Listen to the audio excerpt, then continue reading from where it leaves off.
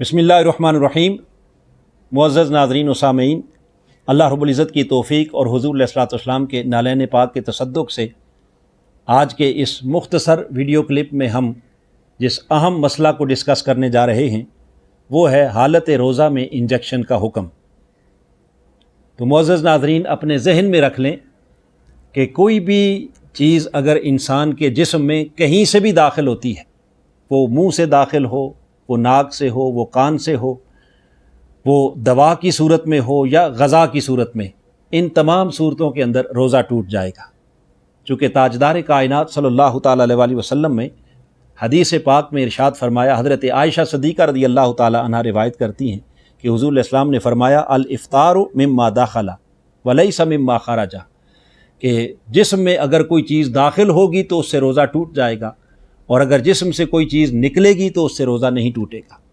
इसी तरह हज़रत अब्दुल्लाह इब्न मसूद रज़ियल्लाहु ताला अन्हु रिवायत करते हैं कि आका अलैहिस्सलाम ने फरमाया, इन्नमल वज़ू मिम्मा खरजा,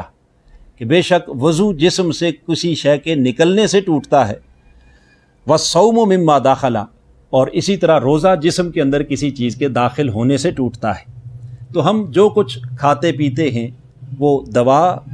की सूरत में खाएं, यानी टैबलेट की सूरत में हो, सिरप की सूरत में हो, इसी तरह खाने पीने की सूरत में, ये सब कुछ हमारे मैदा के एक ख़ास प्रोसेस के बाद हमारे ब्लड का, हमारे खून का हिस्सा बनता है और फिर उससे हमें तक़वियत भी मिलती है और उससे हमें बीमारी से रिलीफ़ भी मिलता है। और सब का इस पर इत्तेफाक है कि इन तमाम सूरतों में रोज़ा टूट जाएगा।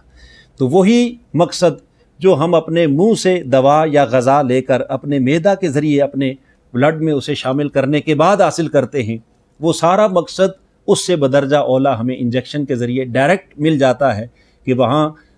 अगर विटामिन का इंजेक्शन है तो डायरेक्ट ब्लड के ज़रिए हमें उसमें तक़वियत मिलती है, और अगर उसमें कोई दवा है जिस दवा से हमारे जिस्म में दर्द में आराम मिलता है या रिलीफ़ मिलती है, तो वो दवा जो मैदा के ज़रिए जानी थी वो हमें डायरेक्ट हमारे खून का हिस्सा बन गई। लिहाजा इन तमाम सूरतों में अगरचे वो इंजेक्शन मसल के अंदर लगाया जाए तब भी, और अगर वो इंजेक्शन वेन के अंदर लगाया जाए तब भी, चूँकि दवा और ग़ज़ा के हुसूल का उससे बदरजा अतम